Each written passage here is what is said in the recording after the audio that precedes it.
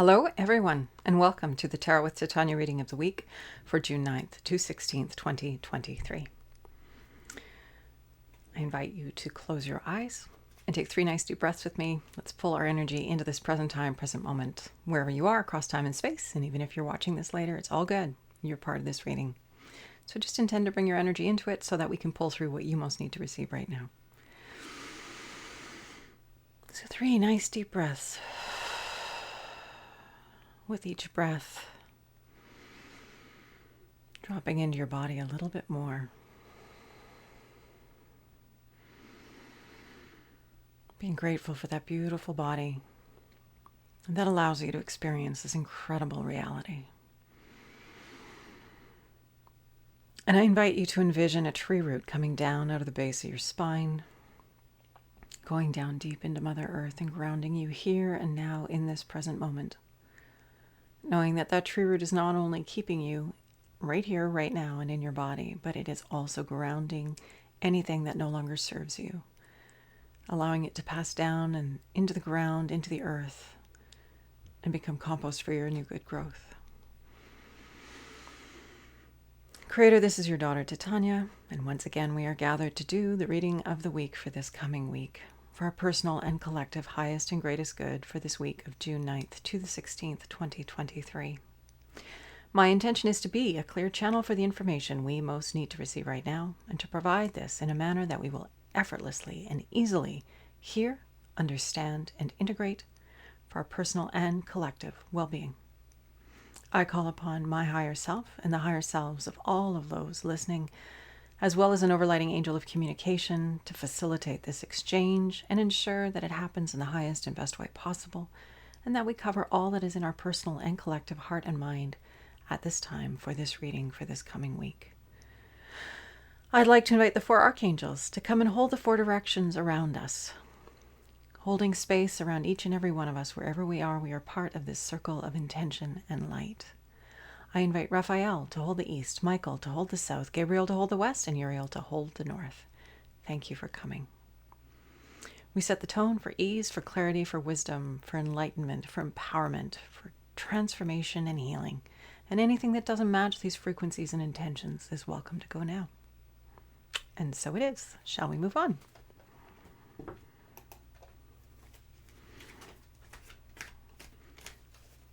The garden continues to be a blessing. We have this beautiful rose. This is an Abraham Darby rose.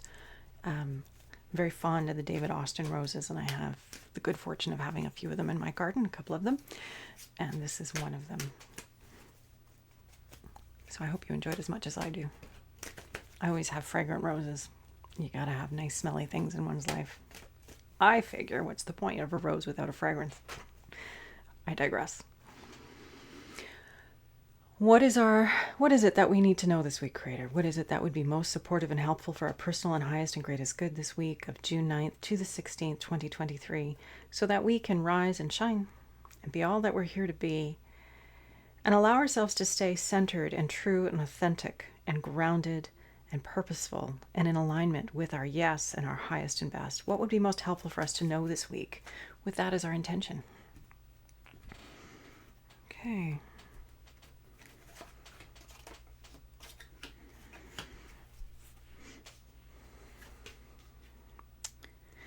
Starting off with the card of sacrifice. I've been seeing this one a little bit more lately in the cards, which is always interesting. The card of sacrifice is the card, it's an emotional card. It's a card of emotional release, of things that we're feeling a lot about. And it's not good or bad or wrong or right. It's just what it is. So this card of sacrifice, it's indicating that in our recent past, we have this sort of emotional upheaval. And this is really what is happening on the planet at this time for all of us in human form. I'm not sure about our animal friends and our plant friends, but I know that for us as human beings, there is a lot of emotions that we're processing. There's a lot of things that we're going through that we're deciding whether we're keeping or letting go of.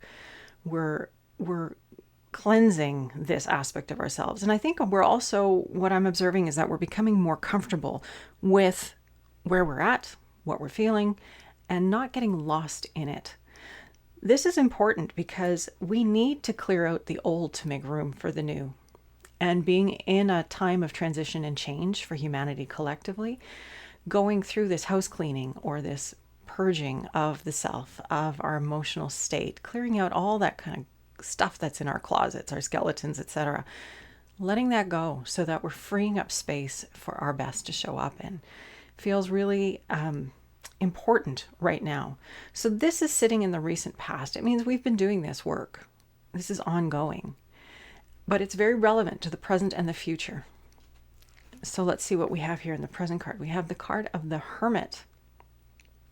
So this is an interesting card because it's a major arcana, of course, and it means of this energy of the Hermit is about withdrawing and separating oneself from the world to gain clarity and connection and groundedness and perspective. And so it's very important to give oneself permission to do this work when this card shows up.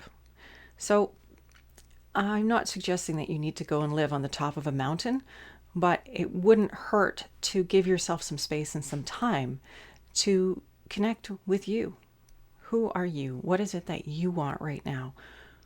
Because when we're living that authentic life, and that's what the Hermit is, that's why we seek out the wisdom of the Hermit. That's why we travel so far to visit the Hermit and glean wisdom from the Hermit's experience. It's because they are somebody who are so congruent. They know who they are. They know what their experience is. And as a result of that congruence and that alignment, they live very purposefully, very congruently, very intentionally. There's no breakdown between how they're being in the world and who they are inside of themselves. This is lined up. This is the energy of the Hermit. We're all being called to line up and become like this within ourselves so that we are a clearing for the wisdom of our unique expression, but also the unique wisdom of the collective energy. There are universal laws that apply to all of us. And when we live congruently within them, within ourselves, we're a clearing for the good collectively.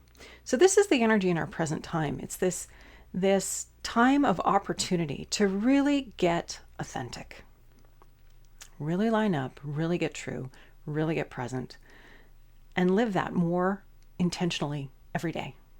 We're doing this more and more and more. It's what humanity is being called to do right now.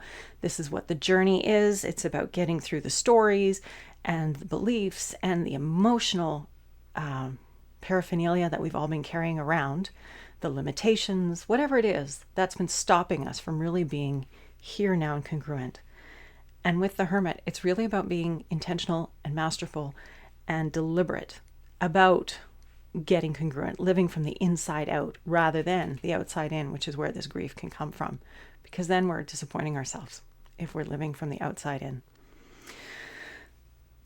Near future, we have the card of competition, the Five of Wands. So we have these two individuals facing off. They haven't actually drawn swords. They're not actually about to swing at each other. That's not what this is about. But it's challenging.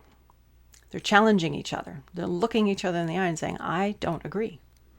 And what do we do with that? What do we do with that not agreeing thing? Well, first of all, we're not all here to do the same thing. We're here to have different experiences. And yes, we have collective agreements as different societies so that we can live harmoniously together in community.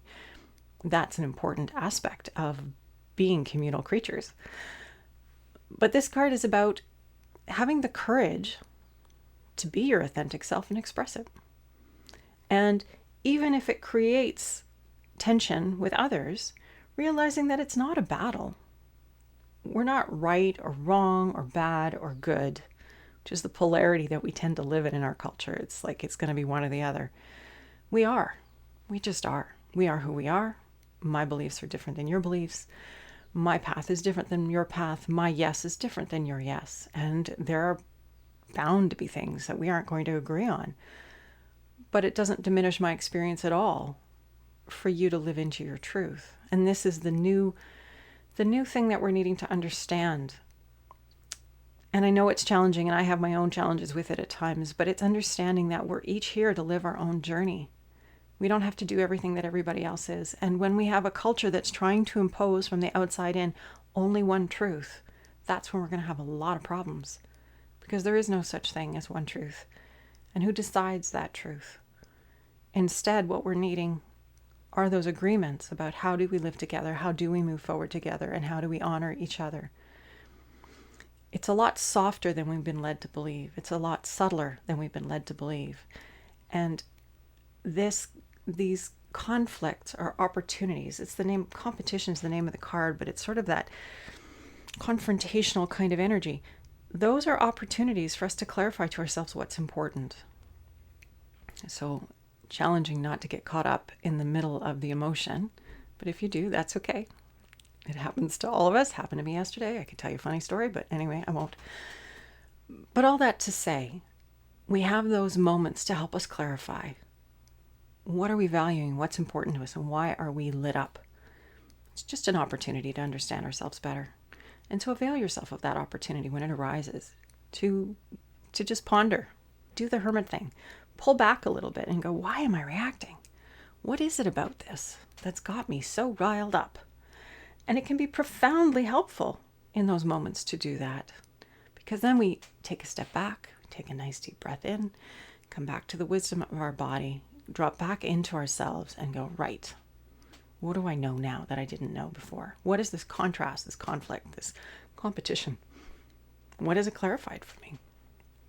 So that's the energy that we're moving into this week, this sort of maybe coming into that kind of quality of energy with others. And how are we going to be about it? And perhaps deciding ahead of time that you want to have a constructive experience rather than a deconstructive or destructive experience. Deconstructive. Wands are creativity, inspiration, and passion. We know what we want when we know what we don't want. Our desires are clarified through the contrast. So keep remembering that as you do life. It's going to happen. And, interesting, foundation card for this week is the Death card.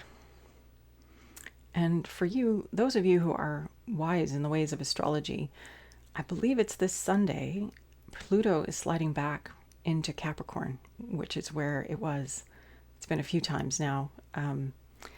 It's slowly on its way out into the sign of Aquarius. We've had times of experiencing it in Aquarius, and then it slides back into Capricorn, which is, and correct me if I've got this wrong, please put it in the notes below so I can improve myself. The energy of Pluto is understanding secrets, and Capricorn is restriction, it's limitation, it's boundaries. And so we're going back into that energy of the hierarchy, of the structure, and illuminating what the problems are. And this is just a process of unpacking what isn't working. We as humanity need to face and address those challenges personally and collectively so that we can clarify what it is that we want, who are we, what are our gifts, why are we here, and then move forward with that energy. And yeah, there's going to be some ups and downs and all arounds and bumps and bruises, because that's just how we roll. But when we do it with that much more intention and consciousness and awareness, it's so much more smooth. It's done with love. It's done with resilience. And we can move forward far more efficiently and far more quickly as a result. So the foundation card, we have the Death card, the card of radical transformation, radical endings. This is not death. It's what we perceive as being the ultimate end of our experience. Of course, if you're like me, you believe and understand that life goes on. There is no end to the energy that is life, the vibration of life. There is no end to that. It takes different forms. It is transformed and it continues. So this is really a temporary thing. It's an ending of one and a transition into the new. Just like the cocoons here at the bottom talk about the experience of a caterpillar transforming to a butterfly. That is a metamorphosis, not an ending, although it is an ending for the caterpillar aspect of that life form. And then it emerges as that same life in a different form as the butterfly. Similar quality to this card for us. What is ending? What are we ready to move on from? And how can we metamorphise ourselves into the butterfly form so that we're flying, whereas before we crawled, so that we're sipping nectar, whereas before we were eating leaves. And there's a quality of profound transformation with this card, and it's what the reading is resting and turning upon this week. That's the foundation position. We've got this energy of radical transformation and change, which is underlying our collective experience as humanity at this time. How are we being about it? Well, we've got to process all the emotions that are coming up. And these emotions are not just ours. These are the collective field of emotions of humanity. And so sometimes you might just be feeling strange and out of sorts.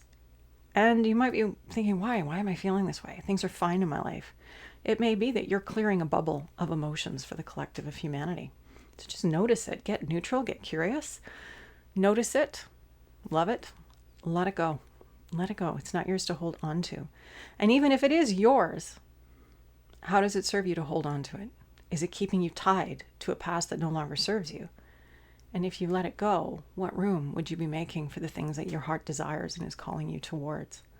The more beautiful things, the more beautiful world our hearts know is possible, the more beautiful aspect of ourselves is part of that. And that's what we're developing here. So we're releasing, we're learning to find our integrity. We're learning to find who is it that we are and lining up with that and embodying that to the best of our ability. So we are a clearing for brilliance and beauty and well-being on the planet so others can experience our presence and be transformed by it like those of the great teachers. We're all being pulled into this experience. And you know what I mean when you're with those people who are lit up, who are clear. Oh, what a pleasure to be with them. And we kind of just want to be with them all day long. That's what we're being called to be for ourselves and in our communities. Because of course we're not here alone. We're here to do this together. We're each individual aspects of the collective consciousness having this incredible co-creative experience. So how do we do that better? How do we have more fun with that? How do we align with who we're here to be in this iteration and bring that to life for our good and the good of all those around us? And then understanding that any conflict or competition or challenge or pushing up that we experience, that contrast, is there to help us refine our good, help us to really clarify who we are and to have the courage to stand in that and say, you know what, it's uncomfortable and this is where I am. And I hear that's where you are. And I think we're just going to have to agree to disagree if that's the case. Or bless somebody and let them go with love as they go about their business that you don't want to be a part of. Life is perfect. The unfolding of karma is perfect. Your job is to stay congruent with you and your journey and your path and your alignment and integrity. And then of course the transformation card. You know, collectively this is what we're doing. How do we do it better? How do we do it honoring ourselves? How do we do it so we emerge as butterflies, intact and happy and ready to go sip some nectar and fly around and experience reality from a different perspective? This is a very interesting reading this week, I have to say. I'm going to be doing the solstice reading next. That'll be coming out the next, I guess I want it to happen soon so that we can have some time to consider it before the actual solstice happens. But we're coming up on that beautiful summer solstice here in the Northern Hemisphere. Winter for you people down below.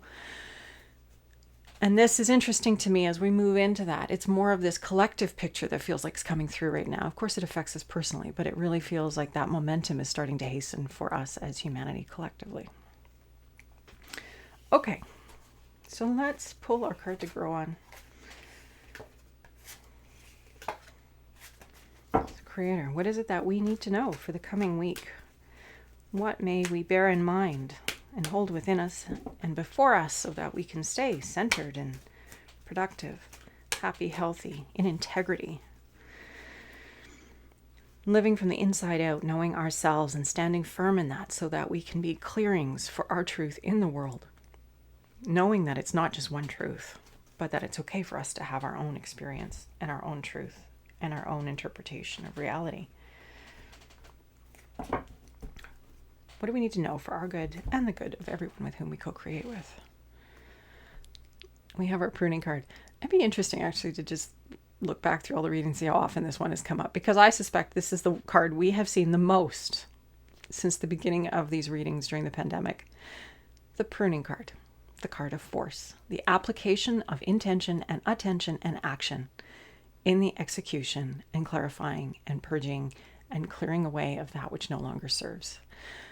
I call it the pruning card because it helps to illustrate the idea that we are each a tree of life, and when we have an overgrown tree that's been neglected for a while, what do we do as gardeners? How do we approach it? The first thing that has to come off are the dead, diseased, and crossing branches. That's very simple to remember. You want to rehabilitate any plant that's become overgrown. That's what you do. And then once that's done, one takes a step back. One looks at that living creature, not a creature, living specimen. And then one decides, how does one prune to allow more light and air to circulate within the structure of this plant so that it can thrive, so that it can produce more fruit or flowers, whatever it is.